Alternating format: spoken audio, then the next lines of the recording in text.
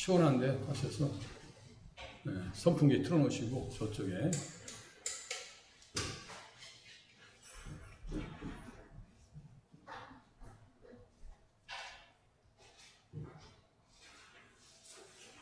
말씀의 제목은 속량자 예수. 속량했다는 뜻은요, 한자기 때문에 조금 어려워요. 이렇게 써 있어요.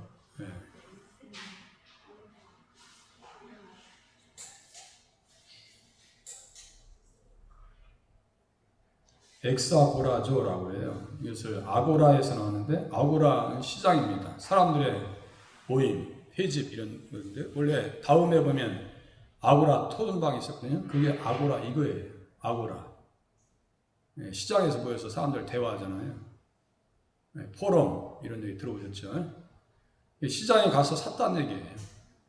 속량했다는 것은. 그러니까 사는 돈이 필요할 거 아니에요. 우리를 속량해 주셨는데 그 값은 예수님의 피다 이거예요. 이거 단어 하나하나를 의미를 이해하는 것이 너무 중요해요. 우리는 예수님의 피값으로 우리를 하나님께서 사셨다니까요. 그러니까 어떤 말씀이 가능하냐면 너희는 너희 자신의 것이 아니다. 신앙 사람들은 내 인생은 나의 것이라고 부르잖아요. 그런데 우리는 누구의 것이에요? 주님의 것이라니까요. 우리가 입술로 고백하는 주여라고 하는 것도 나는 주님의 것입니다 이런 뜻이에요. 나의 주인은 주인이십니다는 뜻이고, 그리고 값으로 산 것이 되었으니 그러므로 너희 몸으로 하나님께 영광을 돌리라. 그래서 못된 행실에서 대속함을 받았다. 이제 피입니다. 이제 속량했다는 것은 피로 세상에서 우리를 사주셨다 이런 뜻이에요. 이 갈라디아 지역입니다. 갈라디아 지역. 이제 이쪽에 터키 이쪽 마케도냐 이쪽에 다. 고린도 지역 이렇게 이쪽.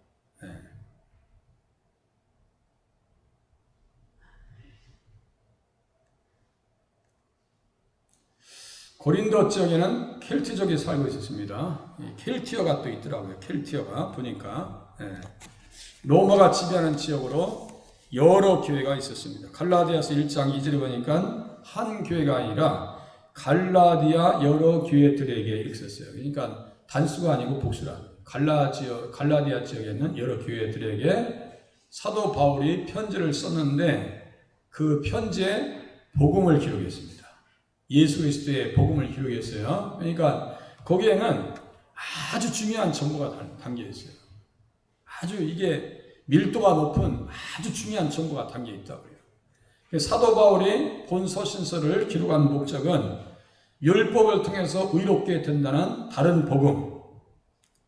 갈라디아서 1장 6절에서 9절까지 보니까 다른 복음 쭉 나와 있거든요. 이 다른 복음이 뭐냐면 율법의 행위로서 구원받는다라고 하는 착각입니다.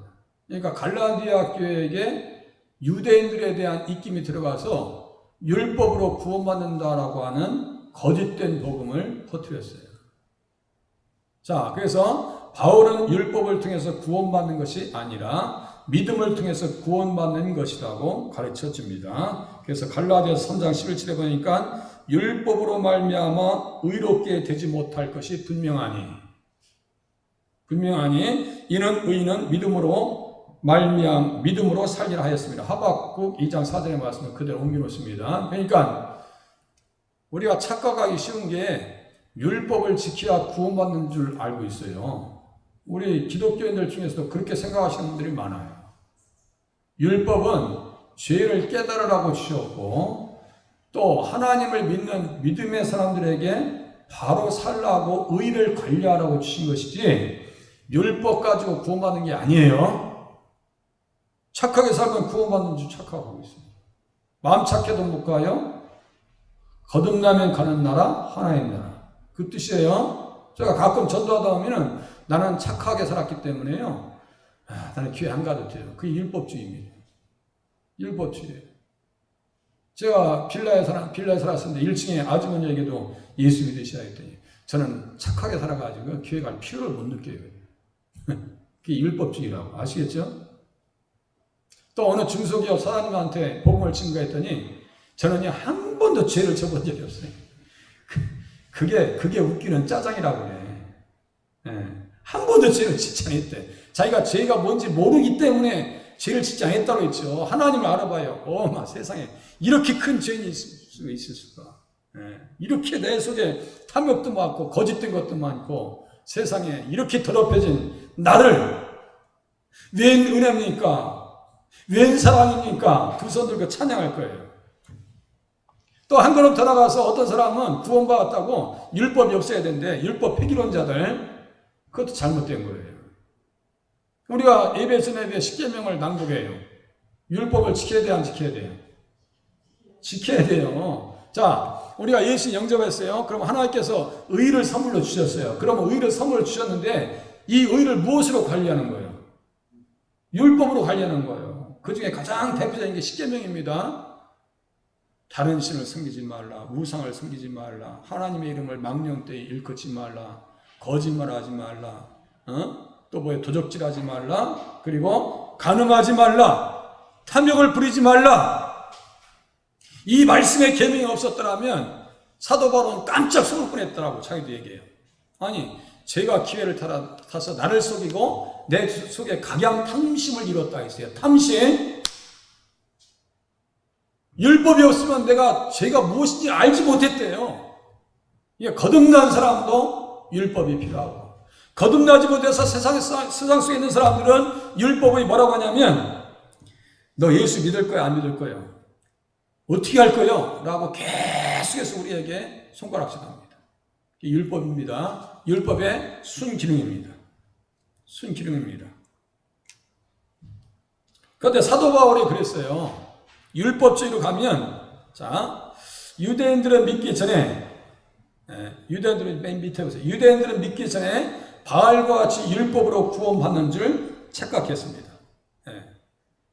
율법으로 구원받는 줄 착각했다고요. 그래서 사도 바울이 무슨 얘기를 하냐? 내가 내 동족 중 여러 연갑자보다 유대교를 지나치게 믿어 내 조상의 전통에 대하여 더욱 열심히 있었다. 심지어 율법의 의로는 흠이 없었더라. 그 자기가 착각한 거예요. 율법 지켰기 때문에, 어려서부터 율법을 지켰기 때문에 나는 구원받았는데 아브라함의 자손이니까 구원받았어. 혈통적으로 구원받았어. 그러니까 예수가 필요해요, 안 해요? 필요 없어요. 그러니까 교회를 잔멸하고 스데반을 죽이고 자기 의를 앞세웠다가 그 엄청난 죄악을 짓습니다. 착각이에요. 착각이라고. 자, 믿기 전에 바알과 같이 율법으로 구원받는 줄 착각해서 예수님을 대적했고 자기들의 신념을 따라 하나님을 섬겼습니다. 자기들의 신념이에요. 만일 의롭게 되는 것이 율법으로 말미암으면 그리스도께서 헛되이 죽으셨느니라. 자, 율법으로 내가 죄인, 율법으로 구원받는다 그러면 예수님이 필요해요, 안 필요해요? 나 죄가 없는데? 예수님은 죄를 위해서 이 땅에 오셨는데 나는 죄가 없어. 아까 그 1층의 아주머니처럼, 어떤 중소기업 사장님처럼 예수를 전하니까, 나는요, 선생님 죄송한데 나는 죄가 하나도 없어요. 입술에 좀 침을 바르면서 거짓말하면 좋겠어요. 자기가 죄 없다고 얘기하면 하나님을 거짓말하는 자로 만든대. 요한 1서에 써 있어요. 내가 죄 없다라고 하나님 앞에 말하면 하나님은 우리에게 거짓말하는 자로 만드는 거예요. 그 자체가 잘못된 거예요. 그러니까 철두철미하게 예수 믿으면 죄에 대한 반응이 아주 예민합니다. 온전히 거듭나면 죄에 대한 반응이 아주 예민하다고요. 하나님, 내가 예수 없으면 못 사는데 오늘도 교회 못 갈까 봐 나는 걱정입니다. 이런 심령으로 신앙생활 해야죠. 에라 잘됐다. 그냥 어제 축구 보느라고 피곤하고 배구 또 야구보다 홀랑 쳐가지고 짜증나는 데겠냐. 오늘 실컷 잠이나 자다. 그러면 안 된단 말이에요. 혹시나 그런 사람이 있을지 모르겠어요.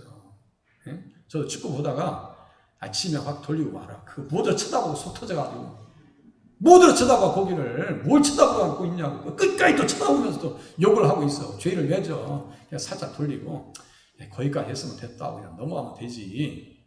거기다 몇 도 그냥 마음 다 뺏겨가지고 그러냔 말이에요.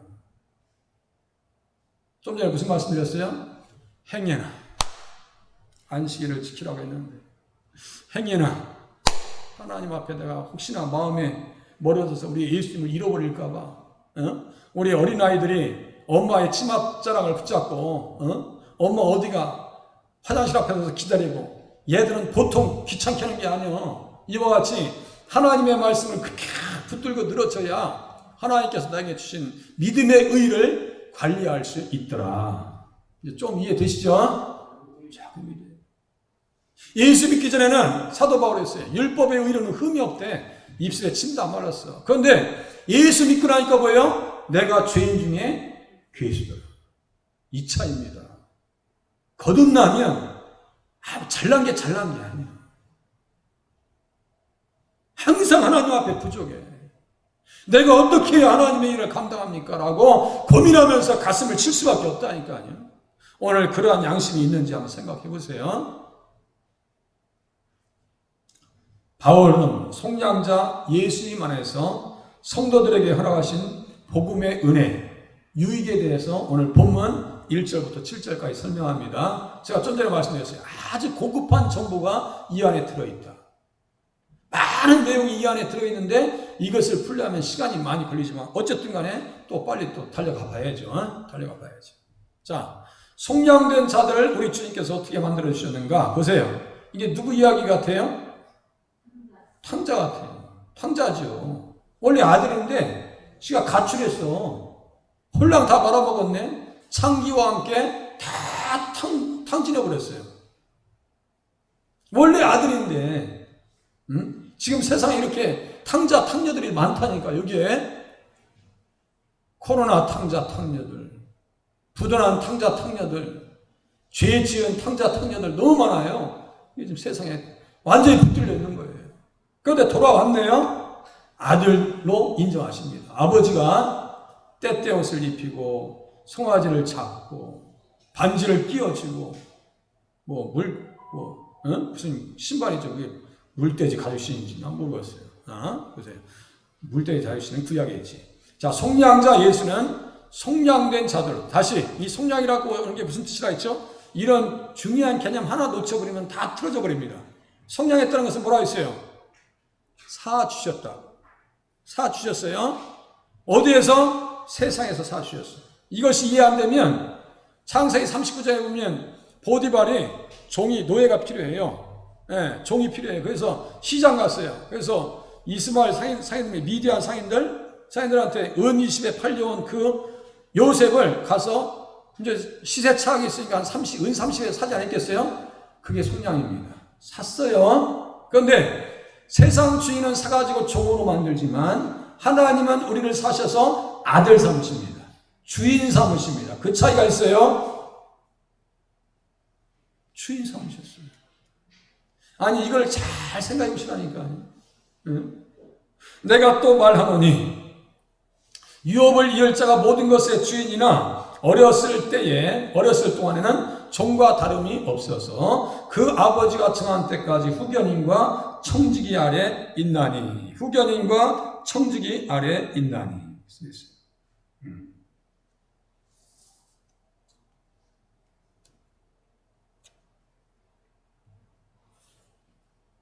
후견인과 청지기 아래 있나니. 예수님께서 당신의 피로 성도들을 속량해 주심으로 말미암아 종과 다름이 없던 위치에서 주인의 자리로 바꾸어 주셨습니다. 우리는 어떤 종이었어요? 죄의 종이었다. 죄의 종이었어요. 신분을 본래의 위치로 높여주신 것입니다. 우리를 어떻게 하셨어요? 창조 전에. 아니 탕자가 아들이야. 이 세상에 나쁜 놈이야. 부모님이 돌아가셔야 유산을 물려받을 거 아니에요. 돌아가시기 전부터 돈 달래. 이 나쁜 인생이 어딨냐고. 우리가 그랬다고요. 아니 부모님 유산은 돌아가셔야 받을 거 아니에요. 미리 다 챙겨가지고 한전에서 외국 나가서 다 말아먹었네. 그래요. 자, 종과 다름이 없던 위치. 그래서 우리를 다시 사주셔서 주인의 자리로 바꿔주셨습니다. 신분을 본래의 위치로 높여주신 것입니다. 예수님을 믿기 전 율법 아래에 있었던 삶을 어렸을 동안이다 이렇게 썼어요. 자 보세요. 어렸을 동안에 그리고 후견인과 청지기 아래, 후견인과 청지기 아래라고 하는 것은 아까 사도 바울 이야기했듯이 율법 아래 살았어요. 율법 아래. 율법이 최고인 줄 알고 율법 아래 살았어요. 율법 아래서 의롭게 될 육체가 단 한 사람도 없습니다. 자, 믿음이 오기 전에 우리는 율법 아래 매인바 되었다. 갈라디아서 3장 23절 옆에 보세요. 갈라디아서 3장 23절 옆에 눈으로 보시라니까. 23절.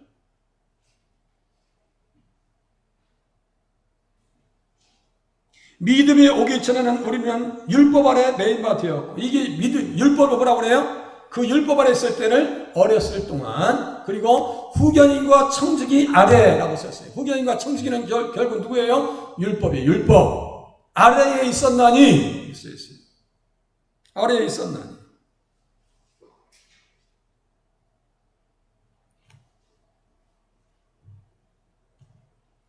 믿음이 오기 전에 우리는 율법 아래에 있었다. 그것을 어렸을 동안 이렇게 써 있고, 후견인과 청지기 아래에 있었다. 믿음 이후 주인의 자리로 복권시켜 주신 때에 성도로 부르신 때가 아버지가 정한 때입니다. 저 보세요. 그 아버지가 정한 때까지 있었어요. 아버지가 정한 때까지. 이것을 유대인들의 관습, 로마 사람들의 습관을 통해서 보니까 몇 살 때까지 이 사람들을 후견인과 청지기 아래서 살게 했느냐 했더니 로마 사람들은 25살 때까지. 제가 20세까지 써놨죠. 자세히 못 봤어요. 자세히 보니까 원문 보니까 25세까지. 또 유대인들은 13세, 심지어 몇 살 때까지? 35살 때까지. 철이 없으면 35살 때까지 후견인과 청지기 아래에 있다가 아들의 위치에서 완전히 모든 권한을 준대요. 모든 것의 주인으로 만들어 줄 때, 이제 우리로 한번 생각해 볼게요. 내가 경영자야. 자, 내가 큰 사업체 회장이야. 우리 이건희 선생님이 저 이재용 회장한테 물려올 때 처음부터 다 주는 경우가 어디 있어요? 다 공부시켜놓고 다 밑에부터 말단부터 해가지고 관리직까지 다 밑에서부터 올라온 뒤에 딱 물려줄 거 아니에요? 이게 모든 것의 주인, 경영자가 될 때까지 이렇게 한다는 얘기예요.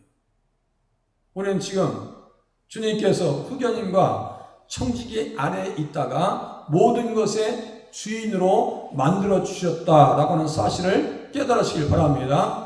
세상 사람들은 자기 마음대로 살죠. 이제는 우리는 누구의 것이 됐어요? 주님의 것이 됐어요. 속량된 자들로서 모든 것의 주인이 됐는데 이제 누구에게 맞춰 살아야 돼요? 하나님의 뜻에 맞춰 살아야 돼요. 그래서 또 율법이 필요하게 됐네요.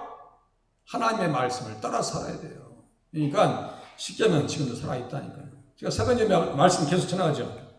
아니 세상에 잘 먹고 잘 살다 어려울 때는 문제가 없더니 잘 먹고 잘 살으니까 문제를 일으켜? 다윗이? 그것도 군사들은 싸우고 있는데 자기는 육신의 정욕을 따라서 죄를 져? 한번 해봐. 한번 해봐. 왜?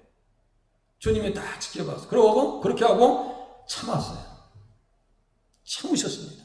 얼마나 참으셨어요. 바로 나단을 보내신 게 아니에요. 그 성경을 자세히 보세요.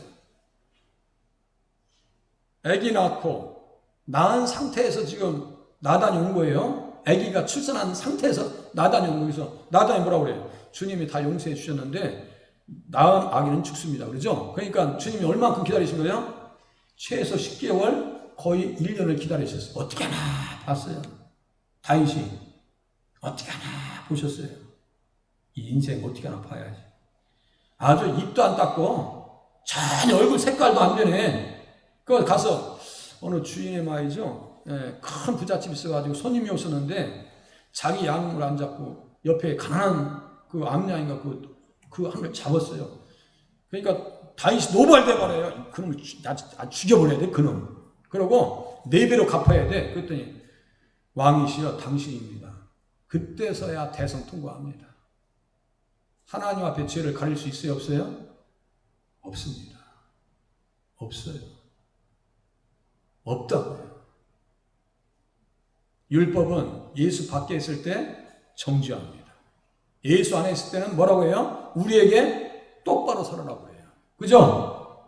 그래서 좀 전에 말씀드렸어요. 율법 폐기론자들은 내가 예수 믿어서 의를 선물 받았는데, 선물 받았는데 내가 무슨 뭐 율법에서 자유한 사람 아니야? 그 율법 폐기론자예요. 그게 누구라 했어요? 죄사함 거듭남의 비밀 버스에 쌓고 다니는 사람 있죠? 구원파 신앙생활하는 사람들. 그거요 분별하기 쉽지 않습니다. 제가 목회자들 이렇게 어떤 경우 말해봐요. 이단인 거 알아요? 그랬더니 목사님 그 사람은 아무리 설교 잘하는데 내가 땅을 치고 있어요. 땅을 치고 있어요. 그거 거짓된 복음이라고. 잘못된 복음이라고요.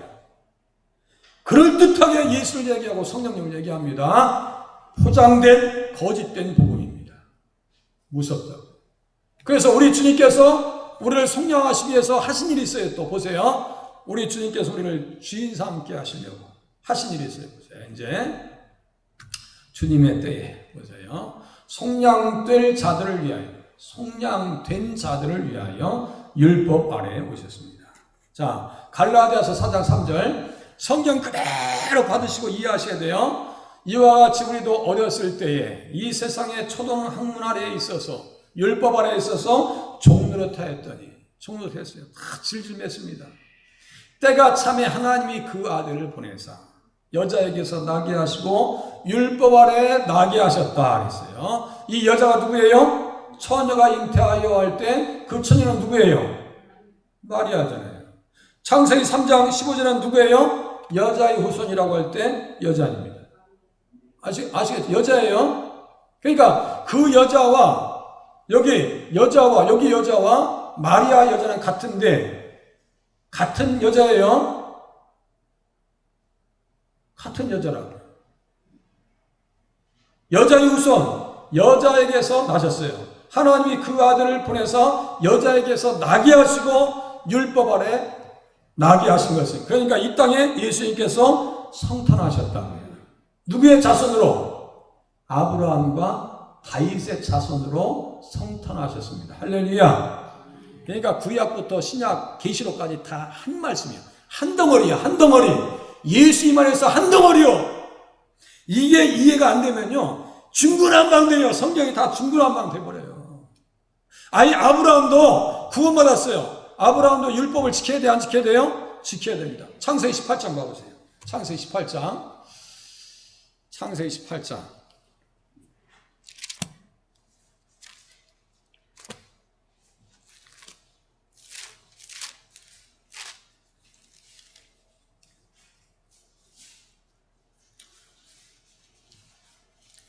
(18절) (19절이네요) 자, 18절 19절.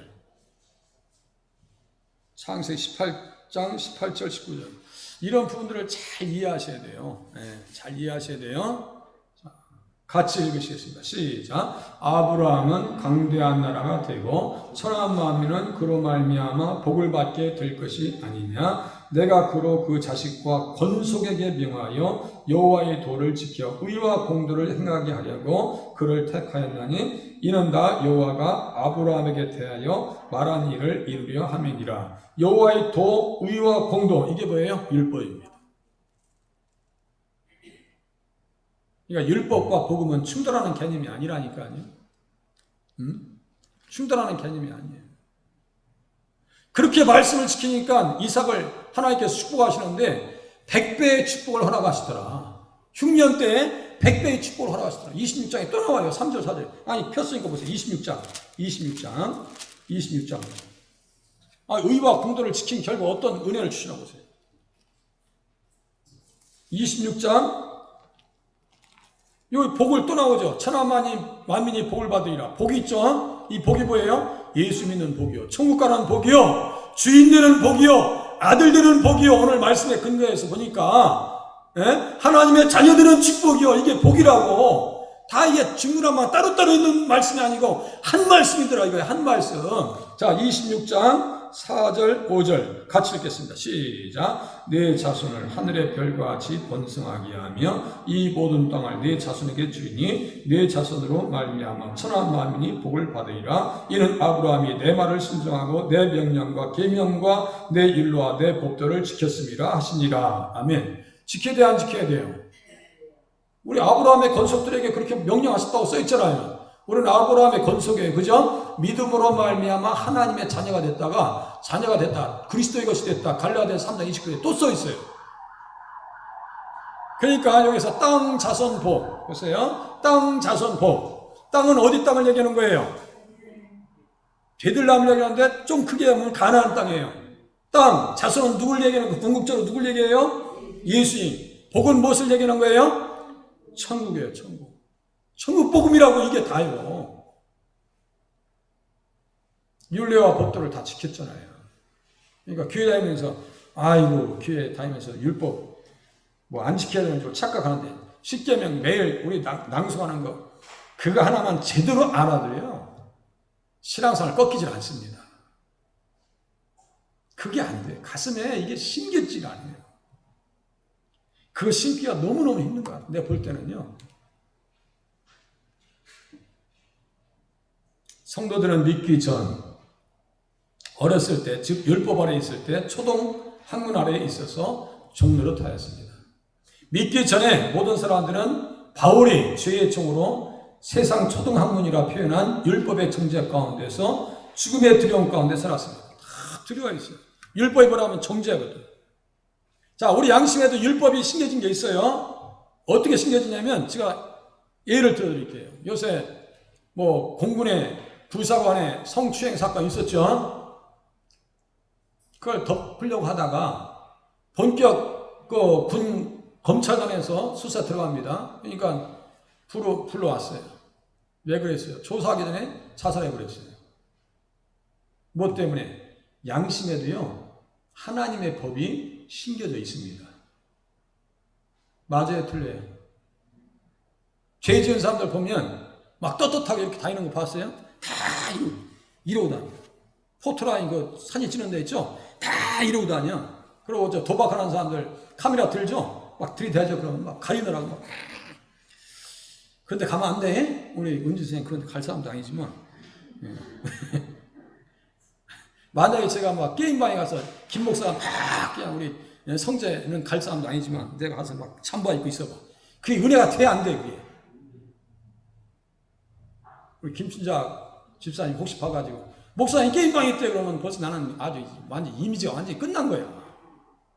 갈 사람도 아니지만 가라고 해도 아닌가. 거기에 재미없는데 왜 거기 가겠어. 기질이 달라져요. 예수 믿고 거듭나면요 생각하는 거, 삶의 자세, 느낌이 달라져요. 예? 우리 양심에게도 온전하지 않지만 우리 안에도 뭐가 심겨져 있어요? 하나님의 율법이 심겨져 있더라. 심겨져 있습니다. 심겨져 있어요. 그래서 예수님 밖에 있을 때는 너 예수 안에 들어가야지. 예수 안에 들어가면 너 죽어. 라고 율법이 정죄합니다. 그래서 제가 다음과 같은 말씀을 읽어드릴게요. 사망이 쏘는 것은 죄요, 죄의 권능은 율법이라. 다시요. 사망이 쏘는 것은 죄요, 죄의 권능은 율법이라. 율법이 계속해서 예수 밖에 있으면요, 우리에게 무슨 두려움을 갖다 주느냐? 죽음의 두려움을 갖다 줍니다. 본능적으로 알아요. 죽음이 두려운 줄 알아요. 그런데 예수 믿는 사람들에게 있어서 죽음은 해석이 달라요. 해석이 달라요. 엊그저께 우리 가까운 목사님 부고장이 왔어요. 어머니 들어가셨다고. 제가 이제 조의금을 보내드리고 전화를 드렸어요. 어떻게 들어가셨습니까? 했더니 우리 어머님이요 어디서 덥다고 샤워하고 나오시더니 머리가 아프다고 하시더래요. 이제 같이 사진 하는데 그쪽에서 전화 왔길래 제가 빨리 이제 가서 뵈려고. 그리고 지금 의식이 없으신 것 같아요. 그래서 빨리 이제 가려고 했더니 그 사이에 또 전화가 왔대요. 119 구급차로 모시고 가야 되겠다고. 그래서 이제 그럼 보라매 병원으로 모시고 가라고. 그랬더니 하루 만에 84세 되신 분인데 하루 그 다음날 돌아가셨어요. 복이 있으셔요? 아니면 되게 억울하신 분이에요? 복이 있어요, 없어요? 복이 있어요. 목사님도 이구동성. 아이, 목사님, 참, 어머님께서 목사님 입장을 잘 배려하셨네요. 본인도 그렇게 생각해요. 성도에게 있어서 죽음은 해석이 다릅니다. 왜요? 죽음은 우리에게 소망의 문을 열어주는 영원한 천국문이기 때문인 줄로 깨달으시기를 바랍니다. 완전히 해석이 달라요. 서양 사람들은 뭐라고 그래요? 죽음은 아니 저승의 삶보다도 이승에서 똥밭에 굴러도 저승의 삶보다 이승의 삶이 낫대. 분위기 파악 다 해요. 그렇게 하고 뭐 100세 시대 뭐 한참 뭐 그 사람 노래 인기 있더만요. 뭐 날 잡아서 간다고 그래라 그래. 날 잡아서 자기가 어떻게 가? 그 나라를 세상 사람들도요 다 분위기 파악합니다. 지옥 가는 줄 알아요. 깨닫지 못하는 백성은 멸망하는 짐승과 같더라. 율법은 예수 밖에 있으면 예수 믿을 거야 안 믿을 거야. 들어가지 않으면 끝이요 라고 계속 정죄합니다. 그래서 사망의 왕노릇하고 사망의 몸이라고도 얘기하고 사망에 쏘는 것은 죄라고 얘기도 하고 죽음의 종의 두려움에서 있었는데 예수님께서 때가 참에 아들로 오셨대요. 자, 히브리서 2장 15절. 오늘 뭐 급하신 분 없으시죠? 뭐 정상적인 시간이 끝날 거니까 히브리서 2장 15절 보세요. 히브리서 2장 15절. 걱정하지 마세요. 내가 제가 너무 길게 하겠어요. 눈치가 그렇게 없지는 않아요. 네, 우리 성제도 왔는데 내가 눈치가 없게 하겠어. 이쁜 성제도 왔는데. 히브리서 2장 히브리서 2장 15절.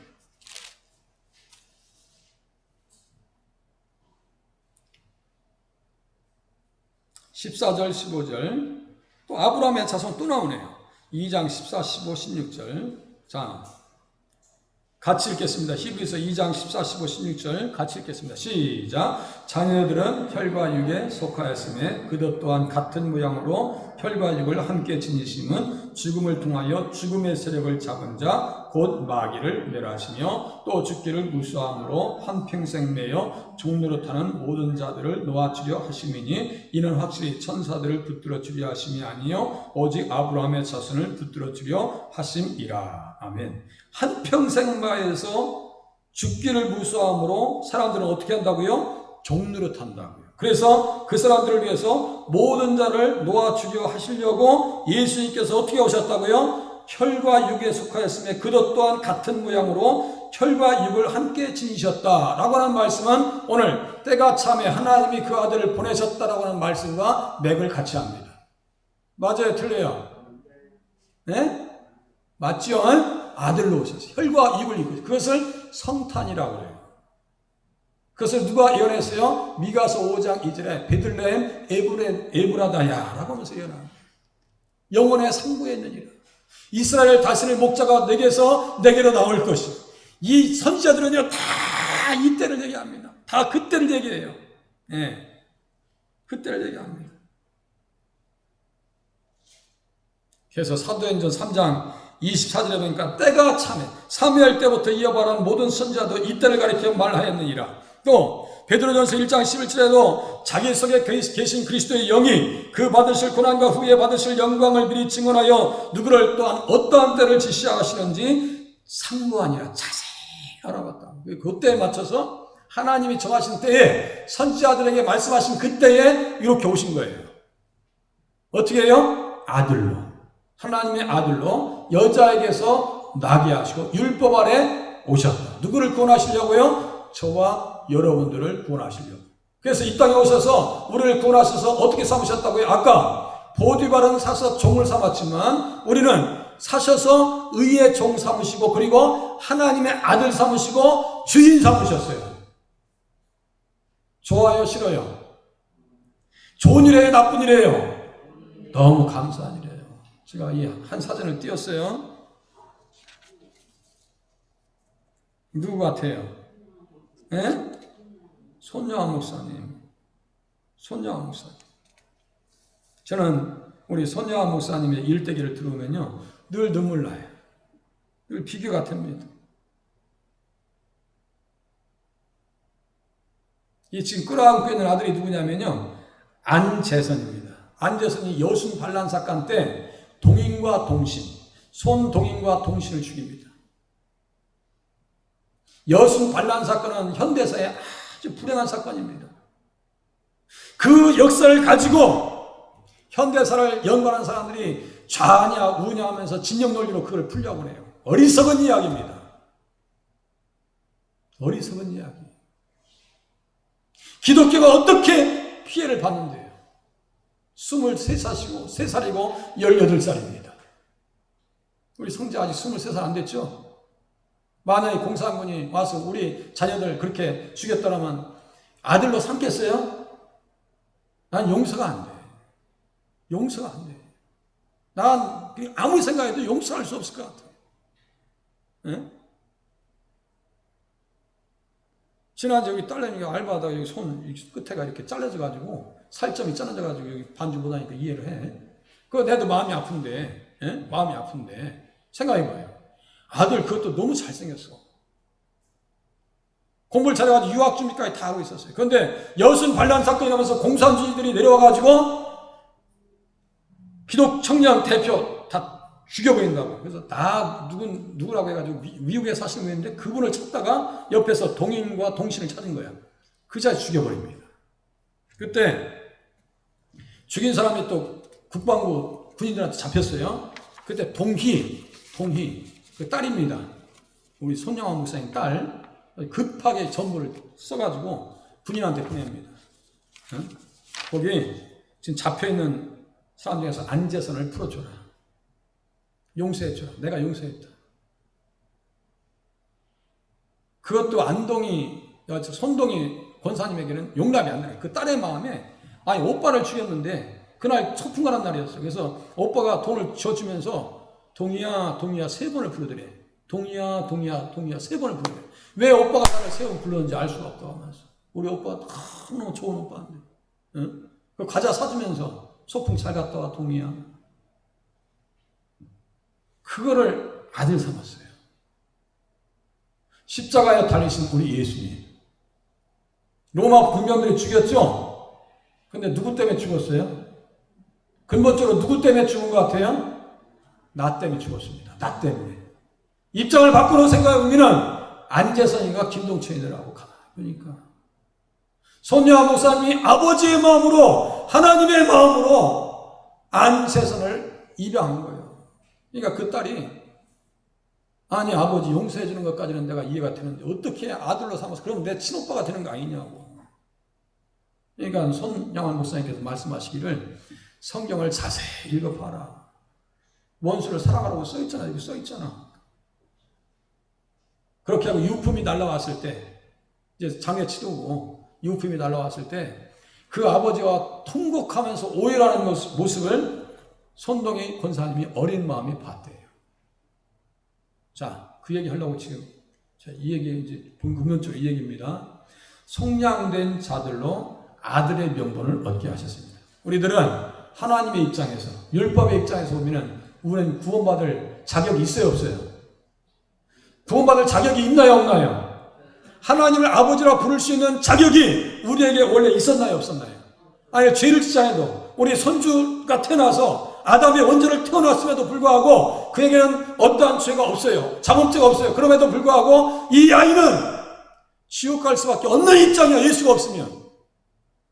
그러니까 우리가 예수를 잘 믿어서 그 믿음을 어떻게 해야 돼요? 자녀들에게 믿음의 유산, 무형의 자산을 물려줘야 됩니다.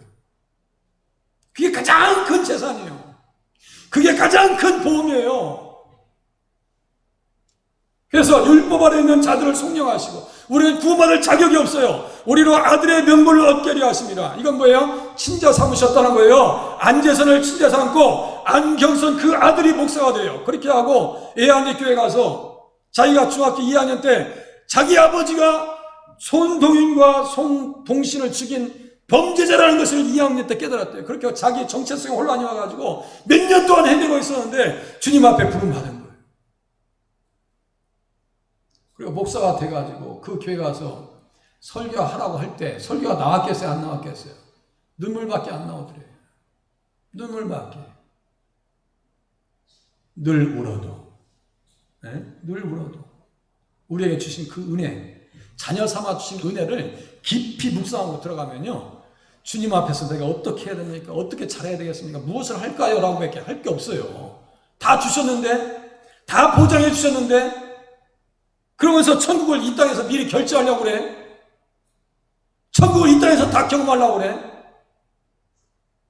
안 돼도 감사하실 수 있기를 바랍니다. 잘 돼도 감사하고 행여나 조그만 데도 감사하실 수 있기를 바랍니다.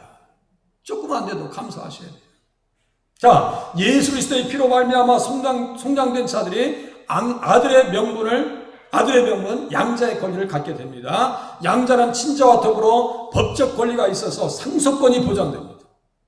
그죠? 같은 아들이에요. 예수님도 아들이고 우리들 또 하나님의 자녀죠. 똑같아요. 예수님 왕이죠. 우리들 또 왕이네. 예수님 상속자죠. 우리들 또 상속자네. 똑같아요. 예수님 아들이죠. 우리에게 아들의 영이 왔죠. 예수님 아버지라고 그랬죠. 겟세마네 동산에서 우리를 또 하나님을 아버지라고 그래요. 똑같아요. 친자와 양자의 권위는 같다고요. 그러니까 이 은혜를 주시려고 우리 주님께서 피를 쏟으셨어요. 이 한량없는 은혜. 에베소서 1장 5절에 보니까 그렇게 함을 통해서 어떻게 하려고요? 그가 사랑하시는 자에서 우리에게 거저주시는 바 그의 은혜의 영광을 찬송하게 하려는 것이라. 찬송하게 하려는 것이다. 우리는 그리스도 안에서 그의 은혜의 풍성함을 따라 그의 피로 말미암아 속량 곧 죄사함을 받았느니라. 속량 곧 죄사함을 받았느니라. 죄 용서를 받았대요. 이걸 정말 가슴에서 느낄 수만 있다면요, 그 사람은 헌신자가 안 될 수가 없어요. 목사님 뭐 할 게 없어요? 할 게 많죠. 1, 2, 3, 4, 5, 6, 7, 8 많죠. 예? 여러분들은 감상주의적인 입장에서 신앙생활 하지 않기를 바랍니다. 정말 움직이는 신앙생활을. 자, 하나님의 아들 예수님께서 만유의 상속자여 왕이 되신 것과 같이 우리도 상속자가 되고 왕이 되게 하셨습니다. 의의 상속자, 또 계시록 20장 6절에 보니까 어떤 말씀인가? 그리스도와 더불어 왕노릇 할까? 1000년 동안 왕노릇 한대요. 1000년이라고 하는 것은요, 영원한 시간과 연결됩니다. 영원토록 왕노릇 할 거예요. 가슴에서 와닿지 않으니까 감격이 없지. 네? 감격이 없지. 생각하세요. 겟세마네 동산에서 기도하셨어요. 다음 주에 이 설교를 지금 할까 지금 생각하고 있어요. 기도를 어떻게 해야 되는가? 네? 혹시 안 할 수도 있어요. 기대는 마세요. 네.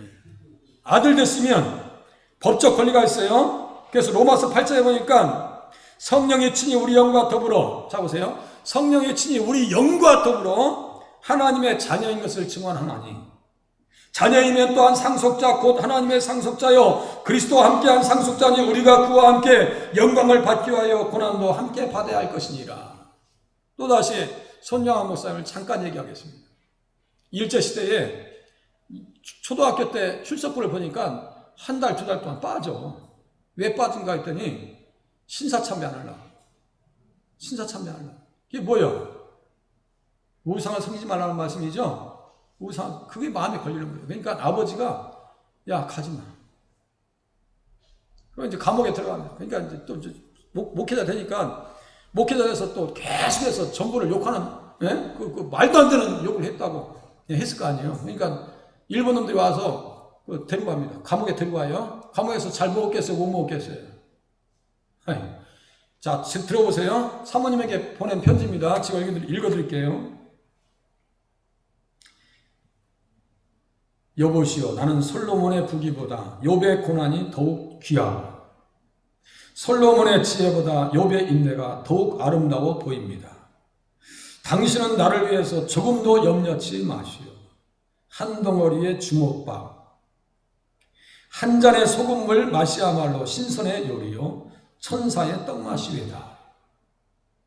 그렇게 하면서요, 목사님은 자유를 얻는 거예요. 이 자유가 훨씬 큰 거예요. 왜? 그 자유를 통해서 무엇을 얻으려고요? 종의 멍에를 매지 않기 위해서, 죄의 멍에를 올무에 들어가지 않기 위해서, 그 자유를 지키려고 몸소 고난의 자리에 갑니다. 저는요, 만문질도 안 돼요. 내가 여기서 보면서 아휴, 나는 참 사치하는 가운데 목회하고 있구나. 사치하고 있구나.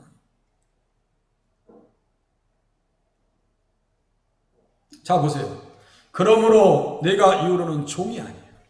아들이면 하나님으로 말미암아 유업을 받을지니라. 여기 피 있죠? 이 피로 말미암아 사랑의 피, 사랑의 피로 말미암아 무엇을 받는다고요? 유업을 받을다. 유업을 받을 자니라. 이 유업이 뭐라 있어요?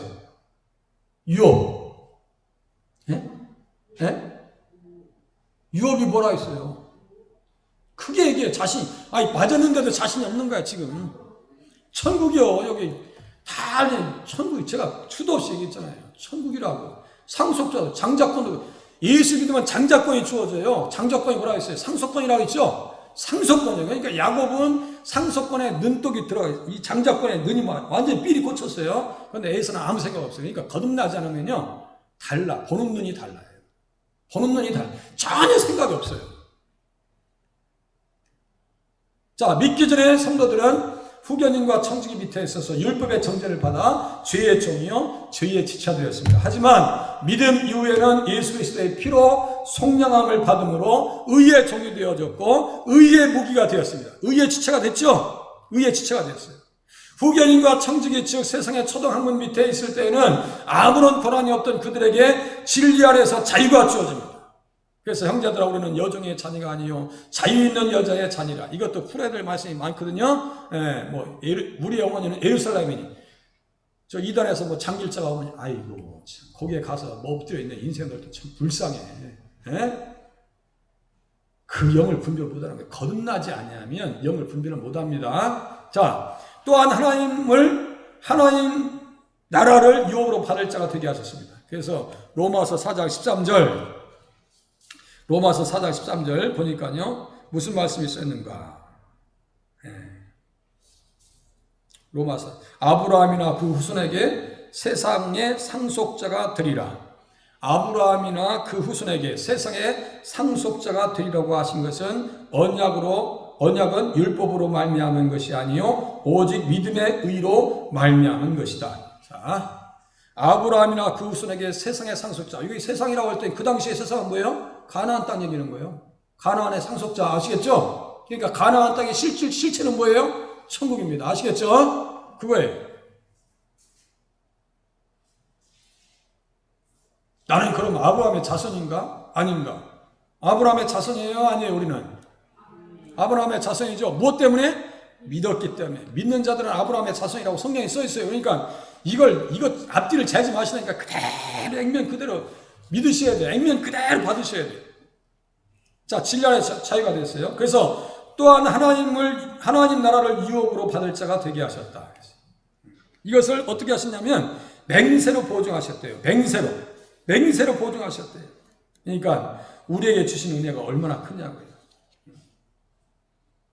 그리스도께서 우리를 자유롭게 하려고 자유를 주셨으니 그러므로 굳건하게 서서 다시는 종의 멍에를 매지 말라. 종의 멍에를 매지 말라. 죄 아래 들어가지 말라는 얘기예요. 지금. 적은 누룩이 온 덩어리에 퍼진다 그랬어요. 덩어리에 퍼진 저기 시흥에도 많고 자뜩 있어요. 여기 자뜩 있어요. 누룩이 다 꽉 차가지고. 그게 다 이단열 얘기하는 거예요. 죄상 거듭남의 비결. 자기가 없으면 뭐 깨달았어?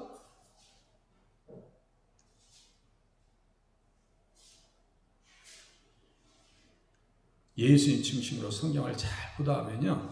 거짓된 게 다 드러납니다. 드러나게 돼 있어요. 자, 예수님 어떤 의미가 보세요. 속량자 예수님은 우리를 피로 사신 분이에요. 속량자 예수님은 율법 아래, 저주 아래, 심판 아래, 정죄 아래 있는 자들을 구원해 주시는 분이십니다. 구원해 주셨어요. 그리고 속량자 예수님은 우리들에게 아들의 영을 허락하시어 친자와 같은 권리를 주셨습니다. 그래서 아빠, 아버지라고 부르잖아요. 하나님을 아버지라고 부르죠? 친자의 영, 성령님이 우리 안에 계십니다. 그리고 속량자 예수님은 종의 비참한 자리에서 주인의 영광스러운 자리에 세워서 상속자가 되게 하셨습니다. 그러니까 아까 우리 선양아 목사님처럼 격조 높은 신앙을 가져야 돼요. 격조 높은 신앙. 정말 값싼 은혜를 구하지 말고요. 보네프가 얘기했어요. 값싼 은혜를 구하지 말라. 그거. 하나도 소리 안 불러라 했어. 예수님을 말씀으로 만나셨다면 어떻게 사시겠습니까? 성장자 예수님의 은혜로 율법주의 멍에에서 자유한 자로 담대히 살아가겠습니다. 성장자 예수님의 은혜로 양자가 되었으니 신령한 노래로 찬양하면서 살겠습니다. 그냥 속에서는 흥얼흥얼 노래가 나와야 돼. 세상 노래 얘기하지 말고 찬양이 나와야 돼요. 찬양. 성장자 예수님의 은혜로 천국 의의 상속자가 되었으니 의의 합당히 살기 위해서는 어떻게 돼요? 율법을 지켜야 돼요. 도덕법 얘기하는 거예요. 도덕법. 말씀에 근거하여 기도의 제목을 적어보시기 바랍니다. 그랬어요. 의의 종으로 합당히 살게 하시고 주의 주신 자유로 승리하게 하시고 천국의 상속자인 것을 깨닫게 하시옵소서. 그러니까 반주에 맞춰서 눈 뜨고 기도하셔야 돼요. 이렇게 보시면서 성경 보시면서 기도하셔야 돼요. 하나님 이 말씀대로 내가 살게 도와주시옵소서. 다 같이 한번 기도하겠습니다.